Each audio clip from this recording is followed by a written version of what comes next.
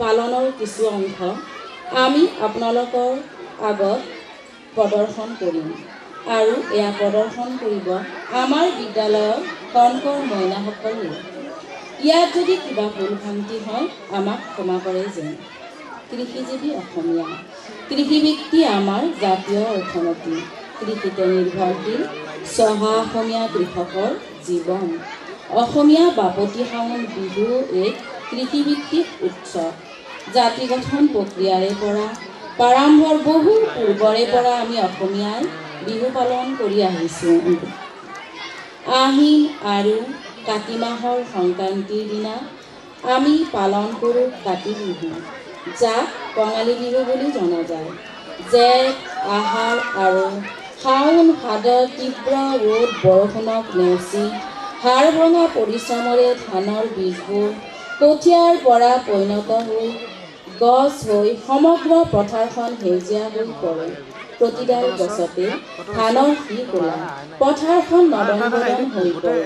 কাতি বিহুৰ দিনা ধানৰূপী লখিমী আই আঘোণত কৃষকৰ ভঁৰাললৈ আদৰিবলৈ পথাৰত চাকি বন্তি জ্বলাই ভক্তিভাৱেৰে সেৱা কৰে। অসমৰ প্ৰতিটো জনগোষ্ঠীয়ে নিজস্ব পৰম্পৰাৰে এই উৎসৱ পালন কৰে। সন্ধিয়া নিজৰ চোতালত তুলসী ৰোপণ কৰি চাকি জ্বলাই আকাশ বন্তি প্ৰজ্বলিত কৰি সম্পূৰ্ণ এমাহৰ বাবে তুলসী তলত চাকি জ্বলাই সন্ধিয়া গায়, তুলসীৰে তলে তলে, তুলসীৰে তলে তলে, মৃগ পহু চৰে কি ৰাম ৰাম, মৃগ পহু চৰে। তাকে দেখি ৰামচন্দ্ৰই ধনুহৰ ধৰে কি ৰাম ৰাম, ধনুহৰ ধৰে।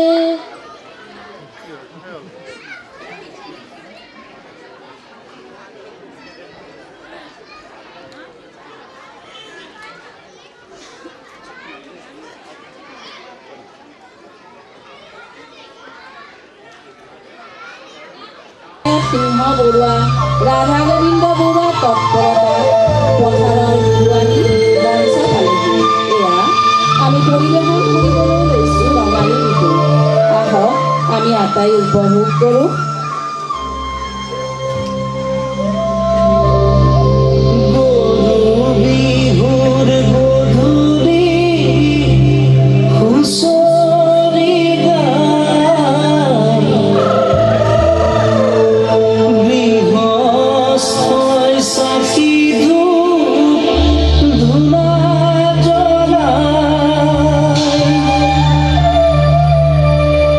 কালি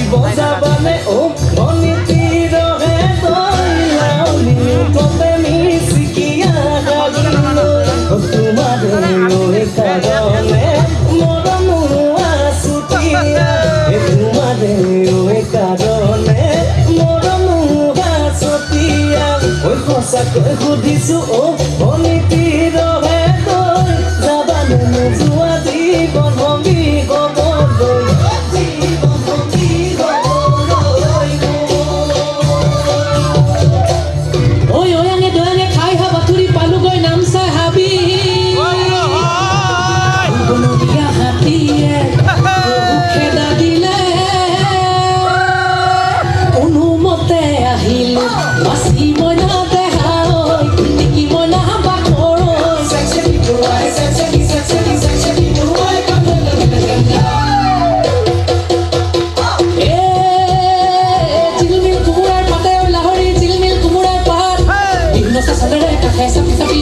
চকুৰে কাকৈ গা বন জুই জ্বলিছে গাতৈ গা শুনি তোৰ মতৰ মাতৈ মাত চেক চেকি পৰুৱাই কামোৰ এটা দিলে যেন গাত চেক চেকি পৰুৱাই কামোৰ এটা দিলে যেন গাত চেক চেকি পৰুৱাই কামোৰ এটা দিলে যেন গাত